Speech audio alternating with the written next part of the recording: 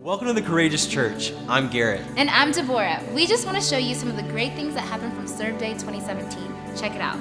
And we're here at Serve Day 2017. Woo-woo. We're so excited. We have our t-shirts on and we're ready to go. Everybody's inside getting their free donuts, registered, and figuring out where they need to go for their Serve Day. Yes, come on, let's check it out.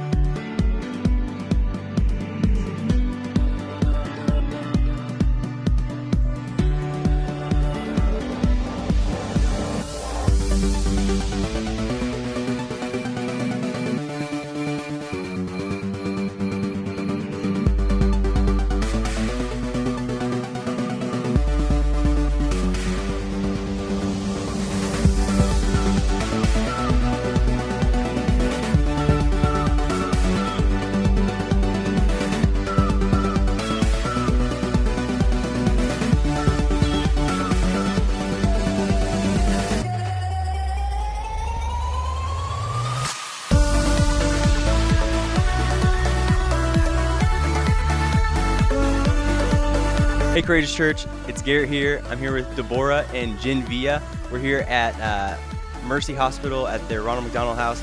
Jen, what are we doing here today? Today we are preparing brunch for the families that are staying here. They have children in the NICU and the PICU and just other various areas of the hospital. And then we're also helping just tidy up the house a little bit, clean up and touch up some paint and whatnot.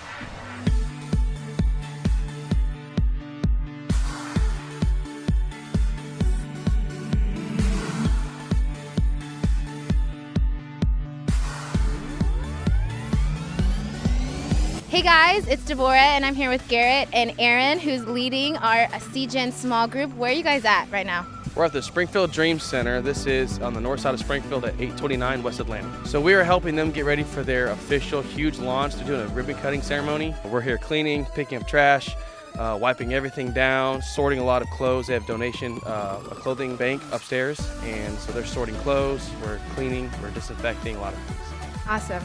You're doing a great job today.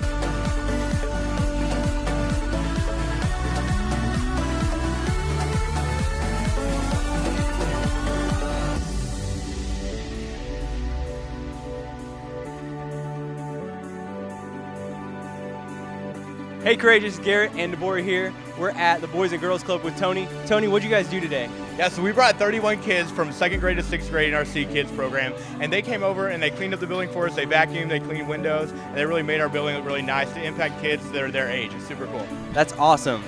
Yeah. Thanks. Don't worry about it.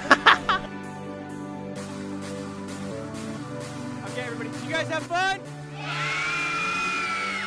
So, hey, stop staring at the food, we're on. Sorry, Garrett here. And Deborah. Guys, we just want to say you did an awesome job serving today around all of our community. We saw that you guys loved big and served hard in everything that you guys did. Yeah, we had hundreds of people out in our community today, and it was seriously such a cool thing to see everybody out serving in so many different ways. And we're back here at South, and we're about to eat some really delicious food. They've been cooking while we've been serving. There's burgers, hot dogs, beans, everything you want for a great celebration after a hard day's work. So we're about to grab some food. Yeah, Serve Day 2017, out.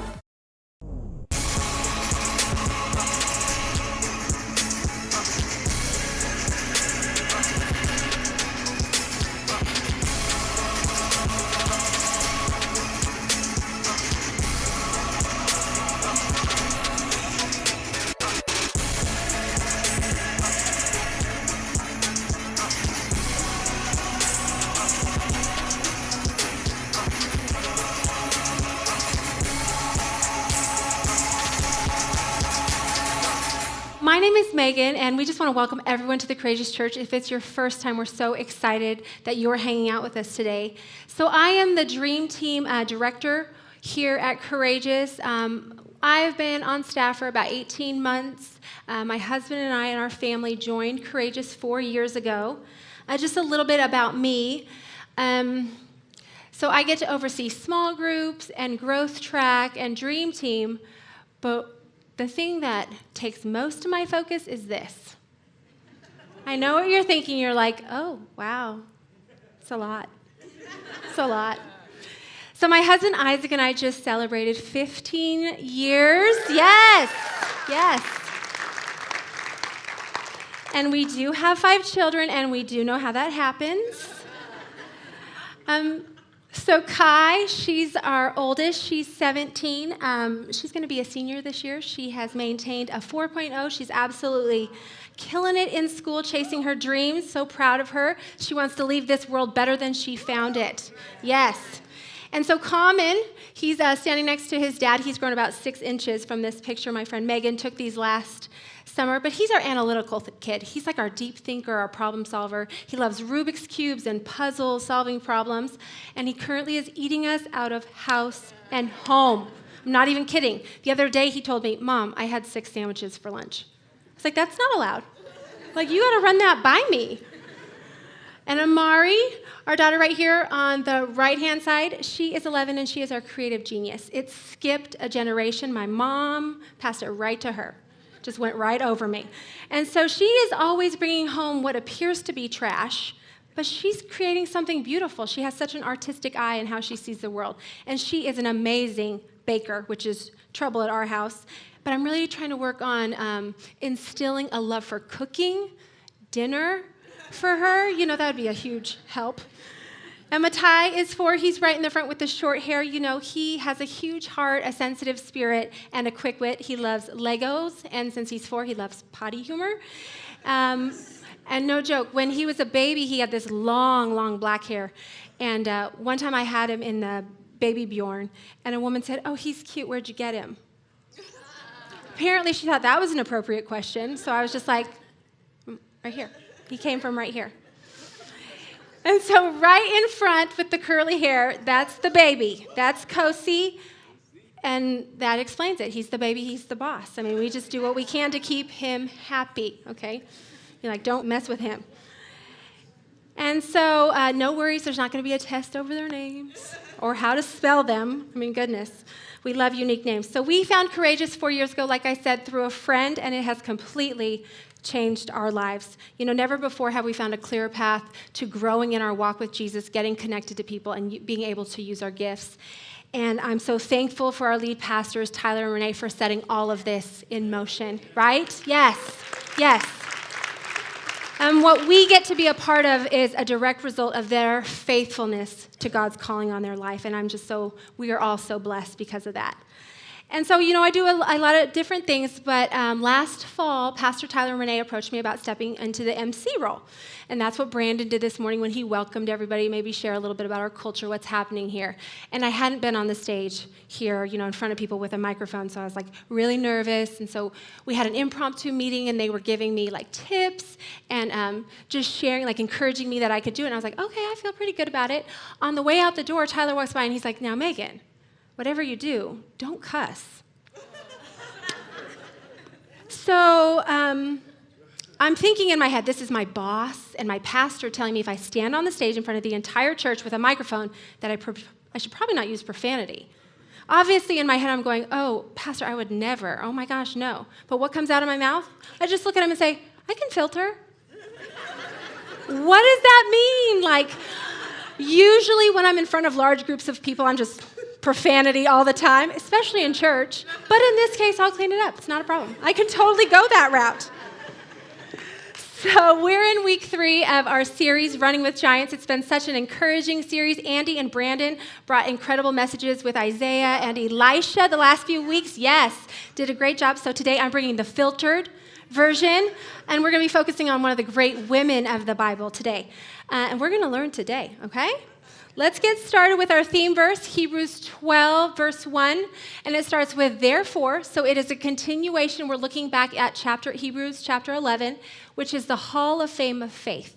Okay, this lists out the great men and women that God has used. These are ordinary men and women that God has used to do extraordinary things. So it's this Hall of Fame of faith, and we call them the giants of faith. And so we're following that chapter, and it says, therefore, since we are surrounded by them, such a great cloud of witnesses, let us throw off everything that hinders and the sin that so easily entangles. Okay, I like that because it talks about this great cloud of witnesses up there, and they're watching us on our life race. You know, people that have already ran their race, and they're up there and they're encouraging us and they're cheering us on, but we can't hear them, we can't see them, and your loved ones are up there as well. And it talks about, you know, your life race is not always easy, that it is going to be difficult. And it says, let us run with perseverance the race marked out for us.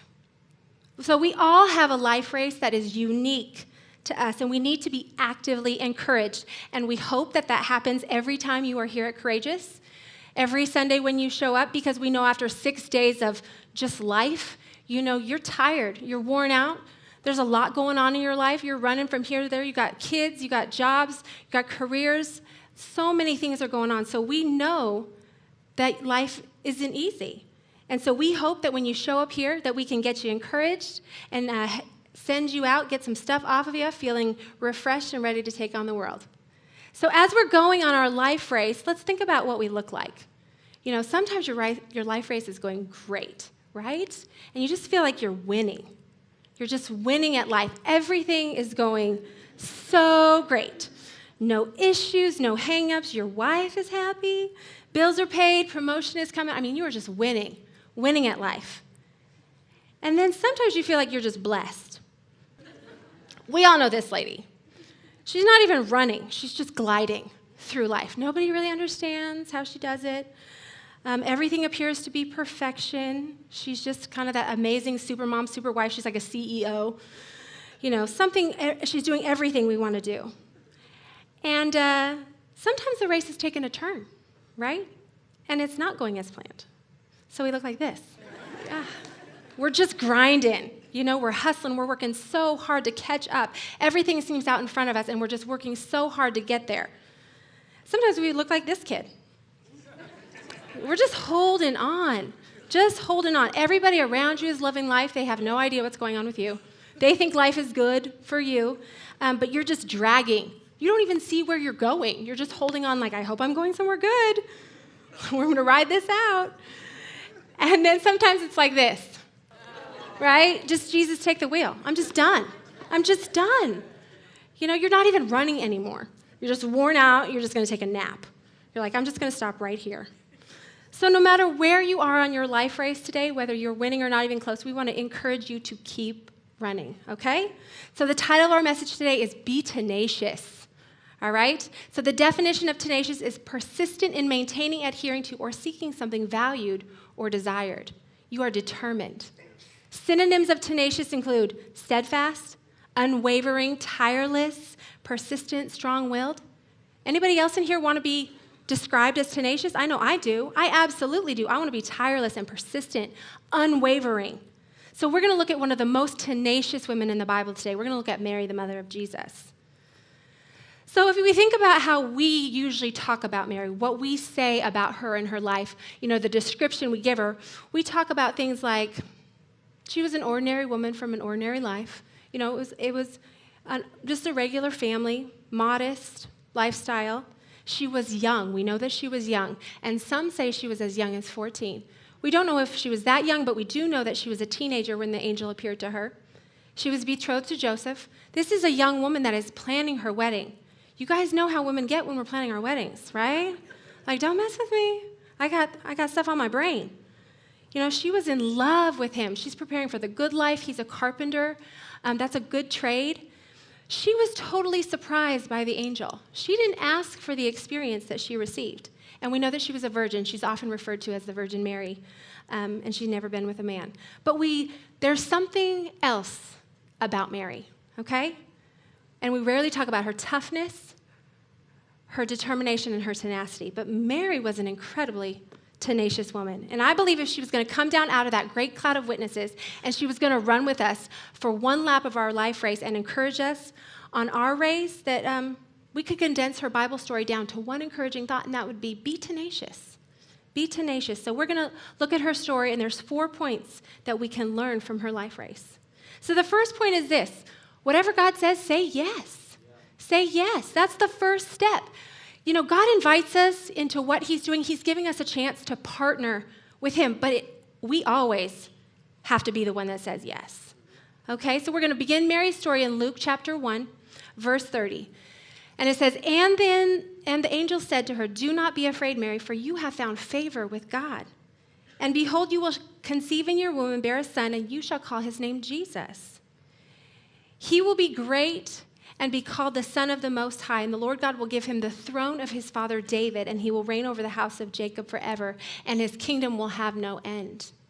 That sounds promising, right? This is a supernatural encounter. Mary's moment was dramatic because an angel showed up to her and spoke to her. But even with that moment, Mary, she still had questions, right? Look here in verse 34. She says to the angel, how will this be since I'm a virgin? It's not that she's doubting that God can do what he's saying he's going to do, but she wants to understand the how. And I believe this is an approach that so many of us take when God is calling us to do something. If we don't understand it, if we can't understand the how, we won't do it.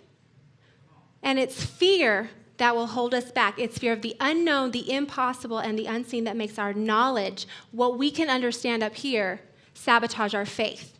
Right. Because think about this. Yeah. If your God, our God, can only do what we know, what I know, then I'm reducing God down to the size of me. And in my case, that's a very small God. And I don't serve a God like that. That's why I have to trust that he's going to do what he says he can do, even though I don't understand the how. Okay? So even but we say that, but a lot of times he comes to us with something we don't understand, and we say, I don't get it, so I don't think so. And this is where we need to understand. We think we need to understand before we say yes. And that is where faith comes in. Okay? That's when we have faith. And you can have faith, but it doesn't mean you're not going to experience that fear when he calls you to do something outside of your comfort zone. But being afraid should never stop you from doing something out of your comfort zone, okay? I'm not even kidding. 18 months ago, Pastor Renee came up to me and she said, Megan, will you be willing to speak to the small group leaders? I was like, what? She's like, no, share your experience. I'm not into public speaking. This is 18 months ago. And she's like, but I think you can do it. And I said, I'll do it, but I'll be shaking in my boots. But I did it. And I remember I was talking with my friend Mia, and we're talking about it right before it happens because she was going to speak to it, and I was nervous. I had that knot in my stomach. Like, you might have that knot now if I was like, hey, come up on stage. You want to talk? You'd be like, no. So I had that knot in my stomach, and Mia and I are talking about it, and David, her husband, he's so wise. He just looks at me and says, hey, either you've got it or God's got it, but it can't be both. And I was like, yes, thank you. God's got it. God's got it. And so Mary had faith, but that didn't mean she didn't experience fear. There were hints of blessing in the promise when the angel came to her. You have favor with God. You are carrying the Messiah into the world, and he's going to inherit King David's throne. But it wasn't only blessing, okay? When God brings you something in your life, it's going to rock your world when he's calling you something. Because you're running your life race, and he's not going to put it right in your lane, and you're like, I was going there anyway. This is so convenient. Yeah. No, he's going to be like, okay, let's go over here. We're going to take a detour. And you're like, I don't know about that. Because you're on your way to do something when he calls you to do something else. Okay? So Mary had reasons to say no. Look, she's about to get married to Joseph. This is the man of her dreams. She's going to build a life with him. She doesn't know that what he's going to say. It's not like the angel's like, don't worry, I got it. I'm going to make an official announcement on Facebook that you're carrying the Son of God. Everyone's going to be good. Everyone's going to be good. She didn't know how Joseph was going to respond. What about her family, her parents, her relatives? Would they even believe her when she goes to them and tells her, like, where that had to weigh on her mind? And the religious leaders, back in those days, if you were pregnant out of wedlock, they could drag you into the streets and stone you. Okay, that's no joke. She had reasons to have questions and concerns when God was calling her to do something. But she didn't let her questions outweigh her hope. And right here in verse 38, this is what she said. Behold, I am the servant of the Lord. Let it be to me according to your word. She said yes. She agreed to it even when she didn't understand it. Because she loved the Lord. She wanted to serve him. And she believed that he would do what he said he would do, and that was enough. She didn't have to know how he was going to work it out. She didn't have to figure it out herself. Some of us think that if God calls us to something, we have to step in and be like, I'll make the plan. Well, hey, let's have a coffee date. We'll make the plan together with God. He's like, no, you don't have to. You don't even have to come up with the plan. You just have to say yes and be willing. But it takes tenacity and trust to say yes to the unknown of what God is calling you to do. And you want to know why Mary was so tenacious? Because she said yes to the impossible. It was impossible what God was calling her to do. And you have to believe in what seems impossible when God calls you to something, because it's probably something that you've never seen and you don't understand. But this is what I know in my own life, time and time again. Every time I've said yes, I've never regretted it. Not once. Not once.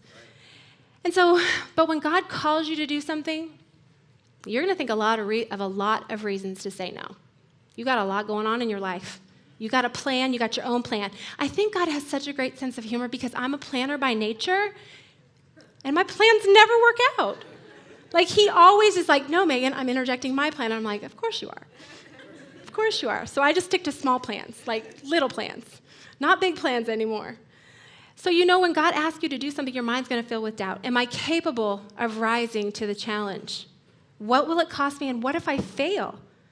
But we need to have faith that his best will come after our step of obedience, okay? Sometimes the blessing comes immediately following the obedience, and sometimes it doesn't, but blessing will always follow obedience. But you gotta say yes, okay? That's step number one. Step number two, after you say yes, you have to surround yourself with other people that are saying yes to God, okay? When God is calling you to do something, you have to, and you say yes, you have to intentionally bring people into your life that are also saying yes to what God is doing.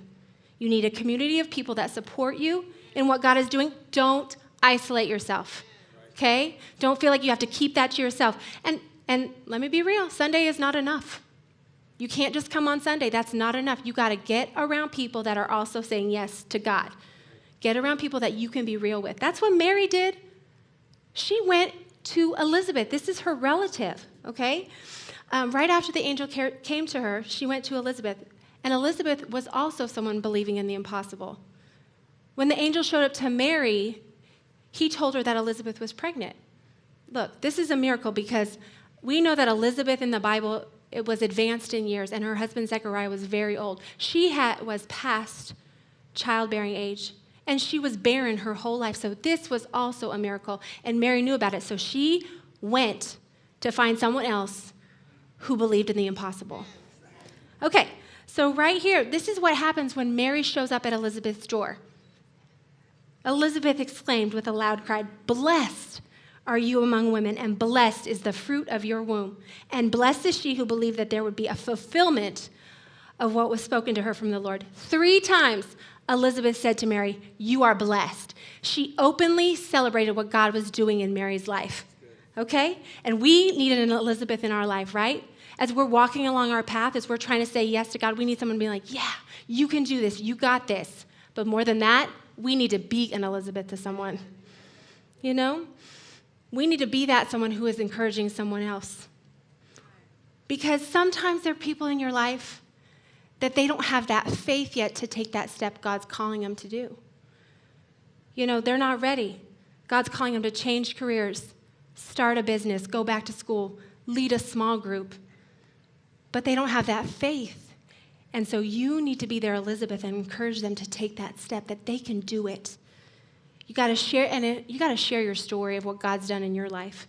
If you have seen God work in your own life, you got to tell someone. Every time. Don't keep that to yourself. And as he's calling you to do stuff and encourage people, there's a time when he might be asking you to get some stuff out of your life also.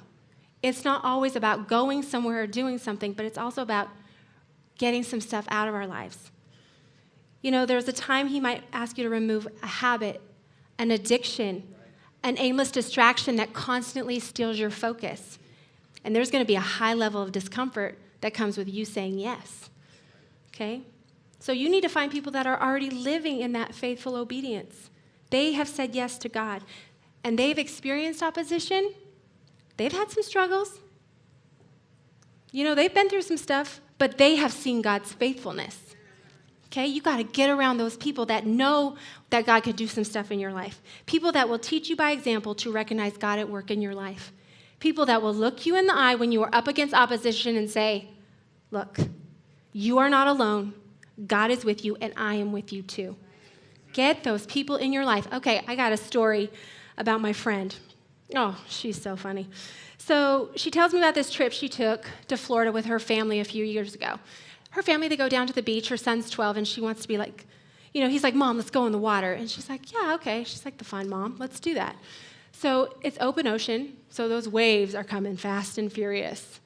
Okay, and so she goes out in the water with her son, and he's jumping, having fun. Well, she's getting pummeled by waves. I mean, they're just hitting her, knocking over. She's got a two-piece on, okay?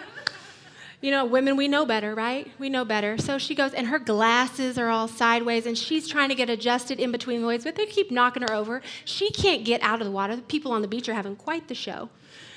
She's humiliated and mortified about what's going on. Her son's oblivious. Mom, isn't this great? And she's trying to get it together. Well, this woman, the hero of the story, comes down off the beach, comes into the water, helps her get her feet grounded, and helps her get everything adjusted. And she looks at my friend and says, well, I had to come down and help you because this literally just happened to me. Right? So if you've been through something that has knocked you over and the hits keep coming and you finally made it out, keep your eyes open for someone else going through that same thing, okay? Because that's happening. They're fighting the same battle, and it's the one that you just came through. What if that woman had never happened? She might have just kept walking. But because she went through it, she's like, I know what it feels like. I'm going to help you get through this. Okay, so those are the first two things. You got to say yes to God. You got to get around other people that are saying yes. Third one, comparison is the thief of joy. Don't do it. Don't do it. Let's think about how your kitchen looks halfway through baking a cake. Beginning looks really good. Kitchen's clean. Then comes all the stuff. So you're right in the middle of it.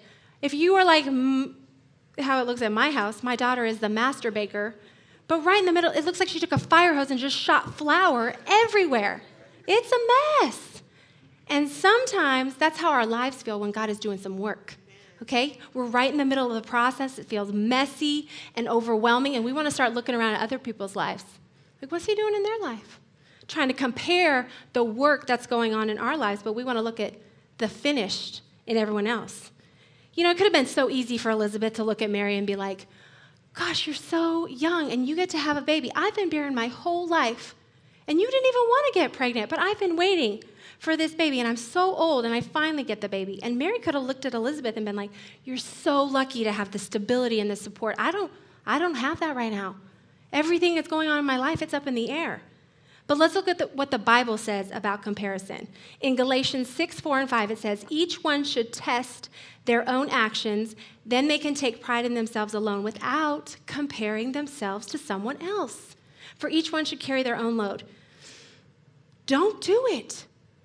But if you're like me, you know better, and you don't intentionally try to play that comparison game, but it just happens. Okay? You're going about your life, everything is good, but then you see that he just got that huge promotion in the company, but you've been there longer. She's getting married, and you don't even have a ring. Your business failed, but his is thriving. And you've been praying for children, and she didn't even want to get pregnant. So you start comparing your life, and it steals your joy because you can't focus on everything you have. And it's so hard to rejoice with others when we're constantly comparing our lives to theirs. But the Bible tells us to rejoice with those who rejoice. So right here, comparison does two things. This is it. If you feel like you won that round and you come out ahead, then that creates pride. But maybe you feel like you fall short and you lost that round that you're comparing yourself to, then that can create envy or discontent and even despair. It is lose every time, so don't even do it. You got to stay grounded in the fact that God has given you a unique purpose that is unlike anyone else. And sometimes in our life when God's calling us to do something, we're looking around going, all right, who else has he called to do this? And you want to hear a success story. You want to see someone that is being successful. And you're looking for who has he called to do this? And it's no one.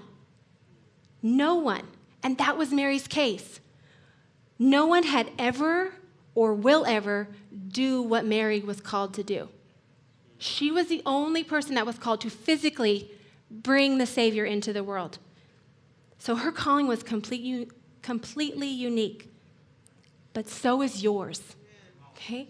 Obviously, you're not bringing the Savior into the world physically, but that doesn't mean you aren't called to bring Jesus into the world, right? You are absolutely called to do that. And God has designed you to be completely unique in your calling. You were created at this time for a very specific purpose in God's ultimate plan. Get this. God needed the DNA from your mom and the DNA from your dad to get the perfect DNA to create you. It doesn't matter if they get along or if their relationship is great. That doesn't matter. It doesn't matter if they didn't plan you. God did. God did plan you. Okay, and then he put purpose inside of you. And then our job is to discover that purpose and use it for him. And we're called to be a river and not a reservoir. Okay, the gifts he's given, we can't just keep them all to ourselves. We got to give those to others. You know, we got to bless other people.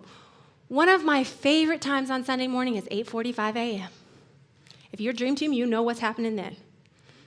We have huddles happening all over the building. Okay, that's quite a bit of time before our worship experience starts. But our Dream Team shows up and they want to prepare for you. They want to bring their gifts and their talents and their skills and their experiences here, and they want to serve you on Sunday. So they get here early, and they're praying over you, and they're praying over your children. They're celebrating together. You know, these are people that are using their gifts that God has given them to serve others. We can do what we do here at Courageous and continue to reach people for Jesus because of the Dream Team, because they are persistent, they are determined, and they are tenacious. I am so thankful for our Dream Team. We could never do what we do without them. So first thing you have to do is say yes. Then you got to get around others that are saying yes. That's number 2. And then the third one, don't compare yourself. The fourth thing I want you to remember is don't be ashamed of your biggest failures. Okay? We're going to look at the scripture first, Luke chapter 2. And it says this. You guys know the story. Every year, Jesus went to Jerusalem for the festival of Passover. When he was 12 years old, they went up to the festival according to the custom. And when the festival was over, while his parents were returning home, the boy Jesus stayed back in Jerusalem, but they were unaware of it. Thinking that he was in their company, they traveled in huge packs of people. They began looking for him among relatives and friends. When they did not find him, they went back to Jerusalem. And after 3 days, they found him in the temple. He was sitting among the teachers, listening to them and asking them questions. Everyone who heard him was amazed at his understanding and answers. Well, we love this in the Bible because this starts to show us who Jesus is. You know, this is a pivotal moment in his life. It's exciting. He's in the temple, amazing the teachers with his wisdom and understanding. But it looks a little different from Mary's vantage point, right? This is possibly her biggest failure. And it's captured for all to see. It's right there in the Bible. They didn't find him for 3 days. He was 12. You know, can you imagine as a mom, you know, losing your kids? That's scary. And she lost her son for 3 days. Can you imagine the mom shaming that went on?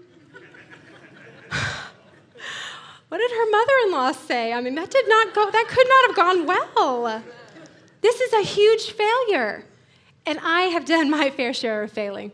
As a mom, as a wife, as a driver. When I was 17, I took out 2 brick mailboxes in my neighborhood. They weren't even close together. I know. This is terrible. Apparently, you don't have to jump out of a moving car when your airbag deploys because that's just powder. It's not smoke, and your car's not going to explode. But me and my friend, abandoned ship, and my car just rolled on. But see, I've learned from that failure. I can teach some people some stuff. And the fact is we all fail. Sometimes it's funny, and sometimes it's heartbreaking, and we really feel ashamed, and we want to keep that story to ourselves. But you know, I love the part about our Courageous Code is that we don't have perfect people. Our goal is not perfection. It's progress. Right where you are today, it's progress. We're trying to improve. You don't have to put on a facade when you come to Courageous. We are real people, sharing life, doing life together. And it's so opposite of our culture because we live in a culture where we try so hard to be successful, or at least look successful.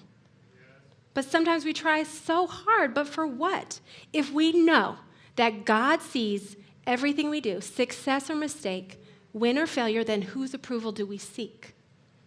Right here in Galatians 1, chapter 10, it says this, chapter 1, verse 10, "For am I now seeking the approval of man or of God?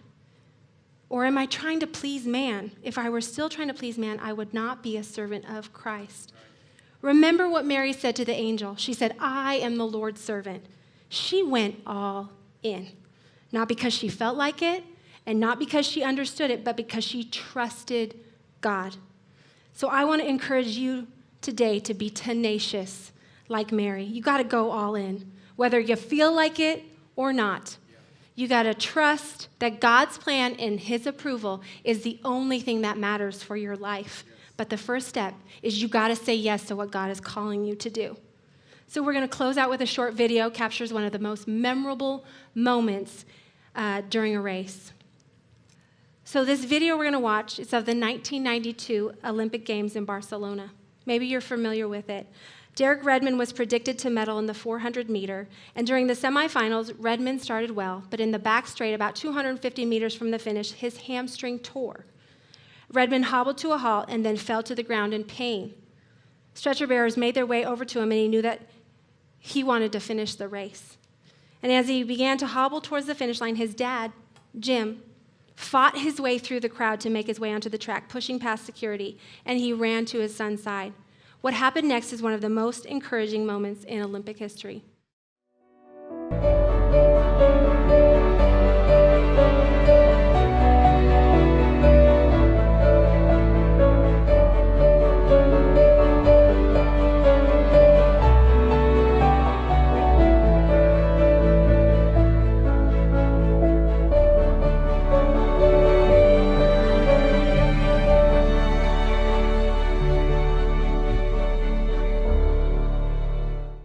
You know, if Derek never tore his hamstring, he could have medaled in the Olympics, and that would have been a success.